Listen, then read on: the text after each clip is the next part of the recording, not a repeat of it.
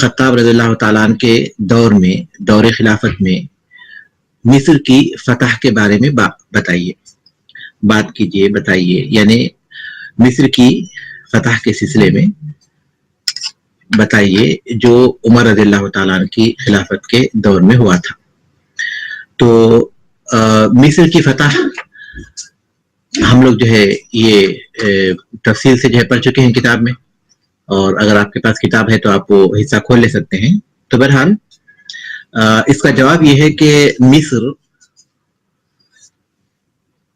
बाज़िंतीनी रूमी सल्तनत के मातहत था।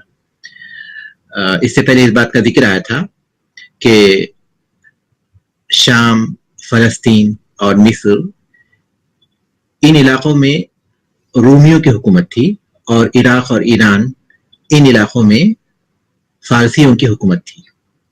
तो उसको फारस कहते थे और इसको रूम कहते थे। तो मिस्र उमर इब्न खत्ताब रज़ियल्लाहु ताला अन्हु की खिलाफत के दौर में रूमी सल्तनत के मातहत था, और शाम के रास्ते से, क्योंकि शाम, फलस्तीन और मिस्र सब एक साथ हैं, तो शाम के जरिए जो है वो मुत्तसिल था। रूम की सल्तनत जो है शाम के जरिए से मिस्र से मुत्तसिल थी, लेकिन जब मुसलमानों ने शाम को फतह कर लिया तो रूम की सल्तनत को उन्होंने मिस्र से अलग कर दिया। बर्री रास्ता शाम के रास्ते ही से था मिस्र की तरफ। शाम को फतह करने के बाद बर्री रास्ता खत्म हो गया, तो उन्होंने मिस्र को रूम की सल्तनत से अलग कर दिया, लेकिन समंदरी रास्ता, बाहरी रास्ता बाकी था। समंदर की जानिब से बाकायदा उनका ताल्लुक रूम की सल्तनत से ताल्लुक कायम था, और बहर मुतवस्सित में रूमियों का बहरी बेड़ा हमेशा मौजूद रहता था। तो उसकी वजह से मिस्र को फतह करना बहुत जरूरी था। मिस्र को फतह करने के असबाब किताब में लिखे हुए हैं। उसमें सबसे पहले तो ये है कि जब तक मुसलमान मिस्र को फतह नहीं कर लेते तब तक शाम के मुसलमान रूमियों से महफूज या मामून नहीं हो सकते थे, इसलिए कि बहरी रास्ते से रूमियों का पूरी तरह ताल्लुक कायम था। रूमियों का पूरी तरह ताल्लुक कायम था बहरी रास्ते से, मिस्र से। लिहाजा जब तक मुसलमान मिस्र को फतह नहीं कर लेते, शाम के मुसलमान महफूज और मामून नहीं हो सकते थे। ये पहली वजह थी। और दूसरी वजह यह थी कि जोग्राफियाई एतबार से मिस्र का महल वक़ू बहुत अहम था, इसलिए कि अफ्रीका के लिए ये दरवाजे की हैसियत रखता था। मुसलमान अफ्रीका तक जाना चाहते हैं तो मिस्र उसके लिए दरवाजे की हैसियत रखता था। तो महल वक़ू के लिहाज से भी मिस्र काफी अहम था। और तीसरी वजह यह कि इख्तिसारी तौर पर मिस्र काफी मालदार था, काफी ज़रख़ेज़ इलाका था, और अगर वो फतह हो जाए तो मुसलमानों को माली तौर पर काफी मदद हासिल हो सकती थी। और चौथी वजह ये थी कि मिस्र के जो बाशिंदे हैं, जिनको क़िब्ती कहते हैं, ये जुल्म सितम की हालत में जिंदगी गुजार रहे थे। फौज की तरह, फौजियों की तरह वो रहते और खिदमत करते, और उसके बदले में कोई ऐसी चीज उन्हें हासिल नहीं होती जिसको वो इज्जत या फिर शान शौकत कह सके। तो मिस्र के जो बाशिंदे थे क़िब्ती, वो जुल्म सितम की हालत में जिंदगी गुजार रहे थे। एक तो ये कि उनको जुल्म से बचाना था, और दूसरा ये कि मुसलमानों को इस बात की उम्मीद थी कि जब वो मिस्र पर हमला करेंगे या मिस्र की तरफ पेशकदमी करेंगे तो क़िब्ती मुसलमानों की मदद करेंगे, क्योंकि वो रोमी सल्तनत से बेजार आ चुके थे जुल्म सितम की वजह से। तो इस बात की उम्मीद थी कि वो मुसलमानों की मदद करेंगे। और पांचवी और सबसे बड़ी वजह ये थी कि इस्लाम की इशाअत और अल्लाह तबारक तआला के दीन की तबलीग, ये मुसलमानों के पेश नजर था। ये वो असबाब थे जिसके तहत मिस्र को फतह करना मुसलमानों के लिए काफी अहम था। इसलिए अम्र इब्न आस रज़ियल्लाहु ताला अन्हु ने उमर इब्न खत्ताब रज़ियल्लाहु ताला अन्हु से इजाजत चाही मिस्र की तरफ बढ़ने की, यानी मिस्र की तरफ पेशकदमी करने और उसे फतह करने की कोशिश करने की। तो उमर रज़ियल्लाहु ताला ने इजाजत दे दी। उमर रज़ियल्लाहु ताला से इजाजत लेने के बाद सन 19 या 20 हिजरी में अरीश के रास्ते से عمر رضی اللہ تعالیٰ عنہ، عمرو بن عاص رضی اللہ تعالیٰ عنہ عریش کے راستے سے مصر میں داخل ہوئے، اس کو فتح کیا، پھر وہاں سے فرما گئے، پھر بلبیس گئے۔ بلبیس میں ارطبون جو کہ رومیوں کی طرف سے مصری فوج کا قائد تھا، ارطبون کی قیادت میں رومیوں نے مسلمانوں کا مقابلہ کیا۔ بلبیس میں رومیوں نے ارطبون کی قیادت میں مسلمانوں سے مقابلہ کیا اور بری طرح شکست کھائی۔ جو بچی کچی فوج تھی وہ تو ادھر ادھر بھاگ گئی اور ارطبون نے خودکشی کر لی۔ اس کے بعد عمرو بن عاص رضی اللہ تعالیٰ نے ام دنین کو فتح کیا، پھر باب الیون کے قلعے کی طرف آگے بڑھے۔ باب الیون اس قلعے کی طرف آگے بڑھے۔ اس قلعے میں رومیوں نے پناہ لی اور مصر کا جو حکمران تھا مقوقس، مصر کا جو حکمران تھا اس کو مقوقس کہا جاتا تھا۔ یہ مقوقس مصر کے حکمران کا لقب ہے، جیسا کہ روم کے حکمران کو قیصر کہا جاتا اور ایران کے حکمران کو کسرا کہا جاتا، اسی طرح مقوقس یہ مصر کے حکمران کو کہا جاتا ہے۔ تو مصر کا جو حکمران تھا مقوقس، وہ اور اس کے فوجی کمانڈر، ان دونوں کے ساتھ یہ تمام قلعے میں پناہ گزین ہو گئے تھے، یعنی قلعے میں وہ چھپ گئے تھے اور وہاں سے مسلمانوں کے لیے کافی مشکلات ہو رہی تھی۔ ایسے وقت میں جبکہ مسلمانوں نے قلعہ کا محاصرہ کیا ہوا تھا، مسلمانوں کے پاس زبیر بن عوام رضی اللہ تعالیٰ عنہ کی قیادت میں 4000 فوجیوں کی مدد پہنچی اور ان میں مقداد بن اسود، عبادہ بن صامت اور مسلمہ بن مخلد رضی اللہ تعالیٰ عنہم بھی تھے۔ ایسے وقت میں جبکہ مسلمان باب الیون کے قلعہ کا محاصرہ کیے ہوئے تھے، 4000 آدمیوں کی مدد ان کے پاس پہنچی، جس میں بڑے بڑے صحابہ تھے۔ حصار کافی طویل ہو گیا۔ عمر رضی اللہ تعالیٰ نے قلعے کے باہر انہیں شکست دی تھی، لیکن وہ قلعے میں جا کر پناہ گزین ہو گئے تھے۔ ان کا جو فوجی کمانڈر تھا وہ تو بھاگ گیا۔ اس کے بعد حصار جب کافی طویل ہو گیا تو عمرو بن عاص رضی اللہ تعالیٰ نے بات چیت کی کوشش کی، لیکن بات چیت کا کوئی نتیجہ نہیں نکلا۔ آخر کار عمر رضی اللہ تعالیٰ نے قلعے پر حملہ کر دیا۔ مقوقس نے جب دیکھا کہ اب مسلمانوں کی فوج سے بچنا مشکل ہے تو اس نے آگے بڑھ کر صلح کی پیشکش کی اور عمرو رضی اللہ تعالیٰ نے اسے قبول کر لیا۔ اس طرح باب الیون کے قلعے بھی فتح ہو گئے۔ اب اس کے بعد مسلمان مختلف علاقوں کو فتح کرتے ہوئے اسکندریہ کی طرف آگے بڑھے، جو اس وقت مصر کا دارالسلطنت تھا۔ یہاں بھی رومی قلعہ میں پناہ گزین ہو گئے اور مدت کافی طویل ہو گئی، اس لیے کہ سمندر کے راستے سے رومیوں کی جانب سے انہیں مدد پہنچ رہی تھی۔ جب مدت کافی طویل ہو گئی تو عمرو بن عاص رضی اللہ تعالیٰ نے عبادہ بن صامت رضی اللہ تعالیٰ کو اپنی جگہ قائد بنایا اور وہ خود کسی کام سے چلے گئے۔ عبادہ بن صامت رضی اللہ تعالیٰ نے محاصرہ جاری رکھا اور روم کے بادشاہ ہرقل نے جب باب الیون میں مقوقس نے مسلمانوں سے صلح کر لی تھی تو روم کا جو بادشاہ ہے قیصر، وہ مقوقس سے ناراض ہو گیا تھا اور اس نے اسے معزول کر دیا تھا۔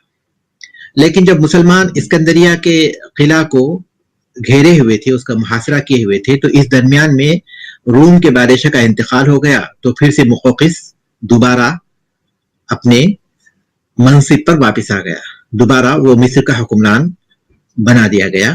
تو یہاں اس نے جب وہ پہنچا اور اسکندریہ کے قلعے کو مسلمان جو ہے محاصرہ کیے ہوئے تھے، تو یہاں بھی اس نے صلح کی پیشکش کی اور اس طرح صلح کے ذریعے اسکندریہ فتح ہو گیا۔ یہ محرم سن 21 ہجری میں، محرم سن 21 ہجری میں یہ فتح ہو گیا۔ تو اس طرح مصر کی فتح مکمل ہو گئی۔ اس کے بعد سوال ہے علل ظہور الاصلاحات التنظیمیتی فی عہد عمر۔ 7واں سوال ہے علل ظہور الاصلاحات التنظیمیتی فی عہد عمر، عمر ابن خطاب رضی اللہ تعالیٰ عنہ کے خلافت کے دور میں تنظیمی اصلاحات کی علت بیان کیجیے، اسباب بیان کیجیے کہ جو تنظیمی اصلاحات انہوں نے کی تھیں، جیسا کہ شہروں کے مختلف ریاستوں کے انہوں نے والی مقرر کیے، ہر شہر کا ایک والی بنایا، اور حساب کتاب کے لیے پھر فوجیوں کے نام لکھنے کے لیے انہوں نے رجسٹر بنائے، دفتر بنائے اور بیت المال قائم کیا۔ تو یہ جو تنظیمی اصلاحات انہوں نے کی تھیں اس کی کیا علتیں تھیں، اس کے کیا اسباب تھے، وہ بیان کیجیے۔ اس کے بہت سارے اسباب تھے۔ ایک یہ کہ عمر رضی اللہ تعالیٰ کافی مہارت رکھتے تھے، ایک عبقری شخصیت تھے، اور ان کی مہارت اور ان کی عبقریت یہ ایک سبب تھی، ان تنظیمی اصلاحات کی طرف توجہ دینے کا یہ ایک سبب تھا۔ اور دوسرا سبب یہ تھا کہ ان کی خلافت کی مدت طویل تھی۔ اس سے پہلے ابوبکر رضی اللہ تعالیٰ عنہ تھے، لیکن 2 سال کچھ مہینے 2 مہینے ان کی خلافت تھی، لیکن عمر بن خطاب رضی اللہ تعالیٰ عنہ کی خلافت کی مدت چونکہ طویل تھی تو اس لیے بھی تنظیمی اصلاحات کی طرف توجہ دینے کا انہیں موقع ملا۔ اور تیسری وجہ یہ تھی کہ حکومت کا دائرہ کافی وسیع ہو گیا۔ حکومت کا دائرہ جب بہت وسیع ہو گیا تو ظاہر ہے کہ اب ضرورت پیش آئی کہ تمام چیزوں کا ایک حساب رکھا جائے اور تمام چیزوں کے لیے ایک ترتیب، ایک نظم مقرر کیا جائے۔ اس کی ضرورت پیش آئی تاکہ سلطنت کے امور یا حکومت کے امور چلانے میں آسانی ہو سکے۔ اور ایک خاص وجہ یہ بھی تھی کہ مسلمانوں نے جن علاقوں کو فتح کیا، جیسا کہ انہوں نے عراق کو اور شام کو فتح کیا، تو ان ممالک میں اس طرح کی تنظیمی امور کا رواج پایا جاتا تھا۔ جب مسلمان وہاں پہنچے اور وہاں انہوں نے فتح کیا، وہاں کے لوگوں سے انہیں ملاقات ہوئی تو ان تنظیمی امور کا انہیں علم ہوا، تو اس کی وجہ سے بھی عمر رضی اللہ تعالیٰ کی خلافت کے دور میں انہوں نے ان اصلاحات کی طرف توجہ دی۔ تو یہ کچھ اسباب ہیں۔ پہلا سبب جو ہے وہ عمر بن خطاب رضی اللہ تعالیٰ کی مہارت و عبقریت، اور دوسرا سبب ان کی خلافت کی مدت کی طوالت، اور تیسرا سبب حکومت کے دائرے کا وسیع ہونا، اور چوتھا سبب یہ کہ جن علاقوں کو مسلمانوں نے فتح کیا تھا ان میں اس طرح کے تنظیمی امور کا رواج پایا جاتا تھا۔ سوال نمبر 8 ہے، اکتب باختصار عن، مختصر طور پر لکھے حسب ذیل چیزوں کے بارے میں۔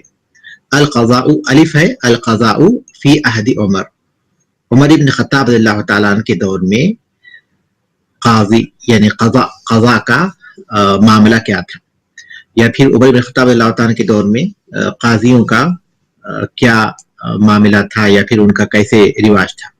یعنی بہرحال عہدہ قضاء عمر ابن خطاب رضی اللہ تعالیٰ عنہ کی خلافت کے دور میں۔ اللہ کے رسول صلی اللہ علیہ وسلم کے دور میں اللہ کے رسول صلی اللہ علیہ وسلم ہی لوگوں کے معاملات کے فیصلے کرتے تھے۔ آپ رسول تھے، ہر چیز آپ کی طرف لوٹتی تھی، اللہ کا پیغام آپ پہنچاتے تھے، لہذا تمام معاملات میں آپ ہی جج ہوتے تھے، آپ ہی فیصلہ کرتے تھے۔ آپ کے بعد جب ابو بکر رضی اللہ تعالیٰ عنہ خلیفہ بنے تو انہوں نے مدینے میں عمر ابن خطاب رضی اللہ تعالیٰ عنہ کو قاضی مقرر کیا، لوگوں کے درمیان لوگوں کے معاملات میں فیصلہ کرنے کے لیے، لیکن ان کو قاضی کا نام نہیں دیا گیا، قاضی کا لقب نہیں دیا گیا، لیکن لوگوں کے درمیان فیصلہ کرنے کے لیے ابو بکر رضی اللہ تعالیٰ نے عمر رضی اللہ تعالیٰ کو مدینے میں مقرر کیا۔ البتہ مدینے کے باہر جو مختلف دوسرے علاقے تھے تو وہاں کے جو والی یا پھر فوج کے جو کمانڈر ہوتے تھے وہ یہ کام بھی انجام دیتے تھے، یعنی جو معاملات ہوتے اس کے فیصلے بھی وہی لوگ کرتے تھے۔ یہ ابو بکر رضی اللہ تعالیٰ کی خلافت کے دور کی بات ہے۔ لیکن عمر بن خطاب رضی اللہ تعالیٰ کی خلافت کے دور میں جب حکومت کا دائرہ کافی وسیع ہو گیا اور مختلف علاقوں تک پھیل گیا اور بہت سے لوگ اسلام میں داخل ہو گئے، اور اس طرح قاضی کی جو ضرورت ہے وہ پہلے سے بہت بڑھ گئی، تو عمر رضی اللہ تعالیٰ نے ہر شہر میں ایک قاضی مقرر کرنے کا رواج رکھا۔ ایک قاضی مقرر کیا، پہلا کام تو انہوں نے کیا کہ ایک قاضی مقرر کیا، جیسا کہ مدینے میں ابو الدرداء رضی اللہ تعالیٰ عنہ کو قاضی مقرر کیا، اور کوفے میں شریح ابن الحارث رضی اللہ تعالیٰ عنہ کو، اور بصرہ میں ابو موسیٰ اشعری رضی اللہ تعالیٰ عنہ کو۔ اور قاضی کا جو عہدہ ہے اس کو براہ راست خلیفہ کے تابع رکھا، قاضی کے عہدے کو اس شہر کے والی کے تابع نہیں رکھا بلکہ براہ راست خلیفہ کے تابع رکھا۔ تو پہلی بات تو یہ کہ عمر رضی اللہ تعالیٰ نے ہر شہر میں ایک قاضی مقرر کیا، اور دوسرا یہ کہ اس قاضی کو براہ راست खलीफा के ताबे रखा। बा है बैतुल माली फी अहदी उमर, उमर इब्न खत्ताब रज़ियल्लाहु तआला अन्हु की खिलाफत के दौर में बैतुल माल का क्या नज़म था। बैतुल माल जहां मुसलमानों का माल रखा जाता हो, मुसलमानों का माल जहां रखा जाता हो, माल का घर यानी मुसलमानों के माल का घर। अल्लाह के रसूल सल्लल्लाहु अलैहि वसल्लम के दौर में बैतुल माल नहीं था और अबू बकर रज़ियल्लाहु तआला अन्हु की खिलाफत के दौर में भी बैतुल माल नहीं था, इसलिए कि जो कुछ भी आता था उसको उसी वक्त तस्लीम कर दिया जाता था, यानी माल महफूज नहीं किया जाता, बल्कि जो भी आता उसको जरूरतमंदों में और जैसे अल्लाह के रसूल सल्लल्लाहु अलैहि वसल्लम मुनासिब समझते उसको तकसीम कर देते थे, इसलिए बैतुल माल की जरूरत नहीं पड़ी थी। उमर इब्न खत्ताब रज़ियल्लाहु तआला जब खलीफा बने तो खिलाफत का दायरा बहुत वसी हो गया, मुसलमानों ने बहुत से मुल्कों को फतह किए, तो बेतहाशा माल मुसलमानों के पास पहुंचने लगा। और उसके बाद अब वो जरूरत पेश आई कि इस माल को महफूज करने का कोई नज़्म कायम किया जाए, और इस माल की आमद और इखराज, माल कितना आ रहा है और कितना उसमें से खर्च हो रहा है, इन तमाम का एक नज़्म कायम किया जाए। तो जरूरत पेश आई तो उमर बिन खत्ताब रज़ियल्लाहु तआला ने बैतुल माल कायम किया, बैतुल माल उन्होंने कायम किया और अब्दुल्लाह इब्न अरकम रज़ियल्लाहु तआला को बैतुल माल का अमीन मुकर्रर किया। और मुख्तलिफ शहरों में भी उन्होंने बैतुल माल मुकर्रर किए, हर शहर का एक बैतुल माल मुकर्रर किया और उस बैतुल माल के नज़्म को भी खलीफा की ताबे रखा, वहां के वाली की ताबे नहीं, बल्कि बैतुल माल के वहां के बैतुल माल के नज़्म को भी खलीफा की ताबे रखा। इस बैतुल माल में कौन सी चीजें आती थी? ज़कात का माल आता था, खराज आता था, जिजिया आता था, गनीमत का जो खुम्स है वो आता था, फई का माल आता था, हिबा का माल आता था, विरासत का माल जिनका कोई वारिस नहीं होता वो आता था। ये जो है बैतुल माल में आने वाला माल था, जिसको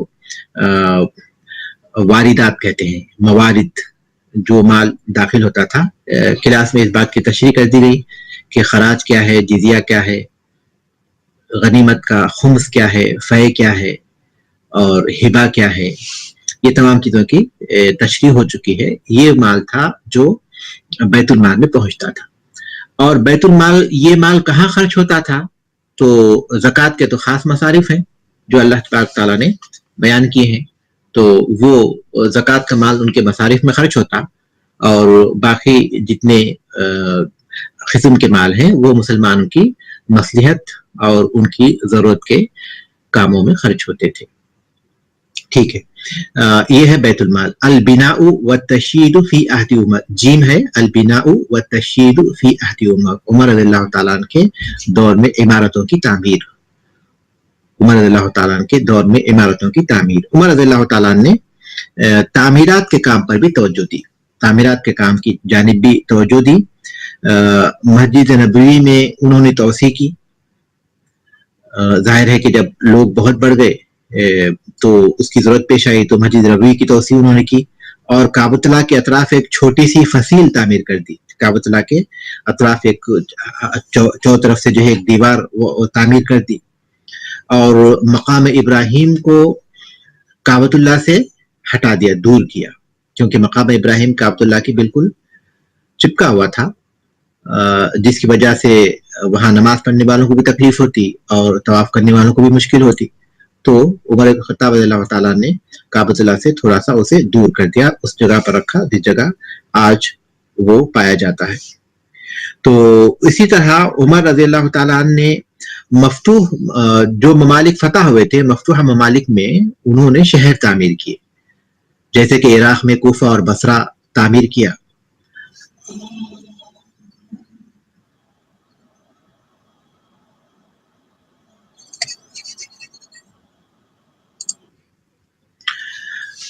जैसा कि इराक में कूफा और बसरा तामीर किया और मिस्र में फुस्ताद तामीर किया। और ये शहर उन्होंने ऐसे मकामात पर तामीर किए कि ज़रूरत के मौके पर मदीने आने जाने में सहूलत हो जाए, यानी पूरी तरह जो है इस बात का जायज़ा लिया गया कि ऐसे मकाम पर शहर बसाए जाए جہاں مسلمان سہولت کے ساتھ اپنے دارالسلطنت مدینہ آ جا سکے. تو یہ تعمیراتی کام ہوا تھا عمر رضی اللہ تعالیٰ عنہ کی خلافت کے دور میں.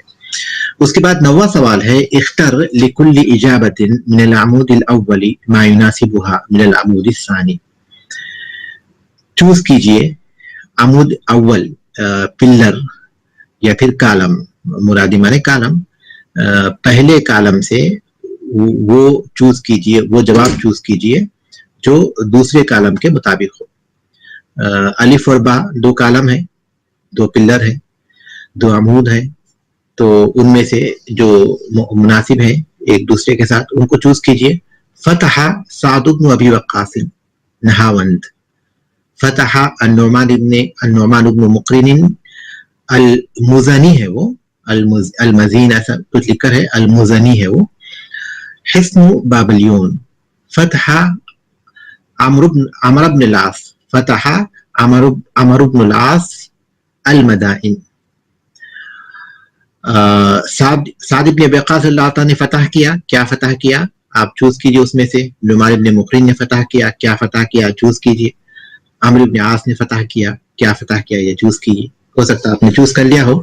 سعد بن ابی وقاص اللہ تعالیٰ نے مدائن کو فتح کیا تھا.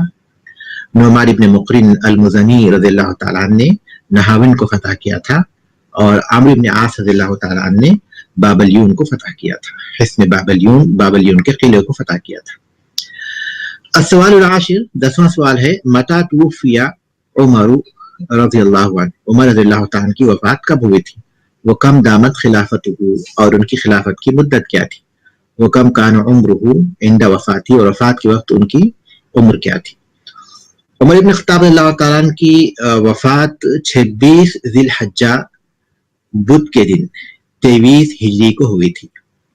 26 ذی الحجہ کی 26 تاریخ تھی، چہارشنبہ یعنی بدھ کا دن تھا، اور سن تھا 23 ہجری. اور سوال کا دوسرا حصہ ہے وہ کم دامت خلافت ہو، ان کی خلافت کتنی مدت تک رہی؟ 10 سال 6 مہینے. 10 سال 6 مہینے ان کی خلافت کی مدت ہے. وکم کان عمرہ عند وفاتہ، وفات کے وقت ان کی عمر کتنی تھی؟ 63 سال. رسول اللہ صلی اللہ علیہ وسلم کی وفات بھی، رسول اکرم صلی اللہ علیہ وسلم کی وفات بھی 63 سال میں ہوئی، اور ابوبکر رضی اللہ تعالیٰ عنہ کی بھی 63 سال میں ہوئی، اور عمر رضی اللہ تعالیٰ عنہ کی بھی 63 سال میں، 63 ایئرس تھی ان کی عمر. 11واں اور آخری سوال ہے ضع صح امام العبارة الصحيحة وعلامة خطأ امام العبارة الخاطئة مع تصحيحها. صح کی لفظ صح رکھیے، لکھیے صحیح عبارت کے آگے، اور خطا لکھیے غلط عبارت کے آگے، اور اس کو صحیح بھی کیجیے. صحیح کیجیے بریکٹ کے بعد کے حصے میں. الذي طعن عمر بن الخطاب عبد الرحمن بن ملجم، جس نے وار کیا تھا، نیزہ گھونپا تھا عمر بن الخطاب رضی اللہ تعالیٰ عنہ کو، وہ عبد الرحمن ابن ملجم تھا. یہ صحیح ہے یا خطا ہے؟ یہ خطا ہے. صحیح کیا ہے؟ وہ ابو لولو فیروز. الذي طعن عمر بن الخطاب، ابو لولو فیروز. عبد الرحمن ابن ملجم کون ہے؟ عبد الرحمن ابن ملجم وہ بدبخت ہے جس نے علی بن طالب رضی اللہ تعالیٰ عنہ کو قتل کیا تھا. اور علی بن طالب رضی اللہ عنہ کو شہید کرنے والا یا ان کو جو ہے نیزہ گھونپنے والے کا نام ہے عبد الرحمن ابن ملجم. لیکن عمر ابن خطاب رضی اللہ تعالیٰ عنہ کو ان پر وار کرنے والا، ان کو نیزہ گھونپنے والا وہ ابو لولو فیروز ہے. الذی طعن عمر بن الخطاب عبد الرحمن ابن ملجم. خطا ہے، صحیح ہے الذی طعن عمر بن الخطاب ابو لولو فیروز. با ہے توجہ الاحنف بن قیس لفتح خراسان. خراسان کی فتح کے لیے احنف بن قیس رضی اللہ تعالیٰ عنہ گئے تھے.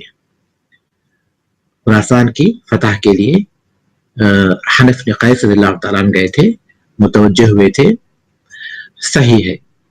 اوپر جو الویہ ہم لوگ پڑھ چکے ہیں، عمر بن خطاب اللہ تعالیٰ کی خلافت کے دور میں ایران کے مختلف علاقوں میں جو بھیجے گئے تھے، 7 دستے بھیجے گئے تھے. تو اس میں جو ہے احنف ابن قیس خراسان بھیجے گئے تھے. وافق عمر القرآن فی مسلتی اسرا معرکت احد. عمر بن خطاب رضی اللہ تعالیٰ نے قرآن کی موافقت کی تھی احد کے جنگ احد کے قیدیوں کے بارے میں. تو یہ صحیح ہے غلط ہے؟ یہ غلط ہے، اس لیے کہ عمر بن خطاب رضی اللہ تعالیٰ نے قیدیوں کے مسئلے میں موافقت کی تھی معرکت بدر میں، احد کی جگہ پر بدر لکھی ہے. تو صحیح عبارت کیا ہوگی؟ وافق عمر القرآن فی مسلۃ اسرا معرکت بدر. تو یہ غلط ہے اور صحیح ہے بدر کے معرکے میں. ولد عمر رضی اللہ عنہ قبل عام الفیل ب13 سنة. عمر بن خطاب رضی اللہ تعالیٰ عام الفیل سے 13 سال پہلے پیدا ہوئے تھے. عبارت صحیح ہے غلط ہے؟ یہ صحیح ہے. صحیح ہے کہ عمر بن خطاب رضی اللہ تعالیٰ عام الفیل سے 13 سال پہلے پیدا ہوئے تھے. ٹھیک ہے، یہاں یہ سوالات ختم ہو گئے اور اس مرحلے کا تاریخ کا جو نصاب ہے وہ مکمل ہو گیا. یہ عمر بن خطاب رضی اللہ تعالیٰ عنہ کی سیرت اور ان کی خلافت کے دور کی کچھ باتیں تھیں. ان کے نوٹس جو آپ بنائیں گے ان کا مراجعہ کرتے رہیے، کیونکہ یہ ہماری ثقافت کا حصہ ہے اور یہ بہت مختصر ہے اور اتنی مختصر چیزیں اس میں ہیں کہ اس کو ہم جو ہے آسانی سے پڑھ سکتے ہیں اور آسانی سے یاد رکھ سکتے ہیں. مختصر ہے اور اہم باتیں ہیں جو یہاں جمع کی گئی ہیں. تو اس حیثیت سے یہ جو مرحلہ ہے عمر بن خطاب رضی اللہ تعالیٰ عنہ کی خلافت کے دور کا، یہ تاریخ میں بہت اہمیت رکھتا ہے، کیونکہ اللہ کے رسول صلی اللہ علیہ وسلم کے دور میں عرب فتح ہوا اور بکر صدیق رضی اللہ تعالیٰ عنہ کے دور میں مسلمان مختلف علاقوں میں پھیل گئے. فتوحات کا سلسلہ شروع ہوا عرب کے باہر اور تکمیل کو پہنچا عمر رضی اللہ تعالیٰ کے دور میں. عثمان رضی اللہ تعالیٰ نے اسے مزید آگے بڑھایا. تو یہ کئی لحاظ سے عمر رضی اللہ تعالیٰ کی خلافت کا دور بہت اہمیت رکھتا ہے. تو بہرحال ہماری کوشش ہونی چاہیے کہ ان چیزوں کو اپنے ذہن میں رکھنے کی کوشش کریں. اور علم نام ہے مراجعہ کا، علم نام ہے مراجعہ کا. ہم اگر پڑھیں اور پھر جب اس کا مراجعہ نہ کریں تو پھر جو ہے آدمی سب کچھ جانتے بوجھتے بھی لا علم بن جاتا ہے. علم کا تعلق مراجعے سے ہے اور حفظ سے ہے. جتنا آدمی حفظ کرے گا اور جتنا مراجعہ کرے گا اتنا اس کا علم پختہ ہوگا. تو آپ اس بات کی کوشش کیجئے کہ جو سبق ہم پڑھتے ہیں وہ صرف ہفتے میں 1 دن پڑھتے ہیں، لیکن مزید 6 دن ہمارے پاس ہوتے ہیں کہ ہم چاہیں تو تھوڑا سا اس کو دیکھ سکتے ہیں. اگر ایسا ہوگا کہ ہم ایک ہفتے میں جو 1 دن پڑھتے ہیں اسی دن کتاب کھولیں گے تو پھر یہ علم کے حصول کی علامت نہیں ہے، بلکہ جو علم حاصل کرنا چاہتا ہے اور اس کو محفوظ کرنا چاہتا ہے اس کی کوشش ہوتی ہے کہ جہاں تک ہو سکے وہ اس کو اپنے پاس محفوظ کر لے.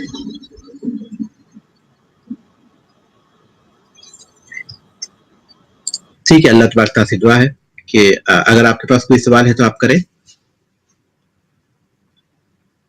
کوئی سوال اگر آپ کے پاس ہے تو آپ کر سکتے ہیں.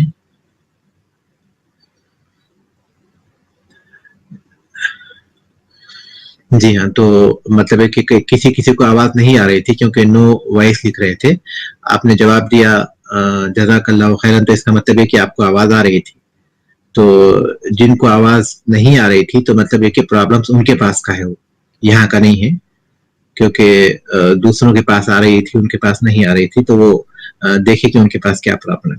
اللہ تبارک تعالیٰ سے دعا ہے کہ اللہ تبارک تعالیٰ ہمیں ہماری ثقافت کی اہمیت کا شعور عطا کرے اور ہمارے جو سلف گزر چکے ہیں اللہ کے رسول صلی اللہ علیہ وسلم اور آپ کے بعد وہ جو ان کے نقش قدم پر چلنے والے صحابہ، تابعین، تبع تابعین، سلف صالحین، اللہ تبارک تعالیٰ ہمیں ان کے نقش قدم پر چلنے کی توفیق عطا فرمائے اور اللہ تبارک تعالیٰ ہمیں مرتے دم تک ان کے راستے پر ثابت قدم رکھے. آمین والحمد للہ رب العالمین.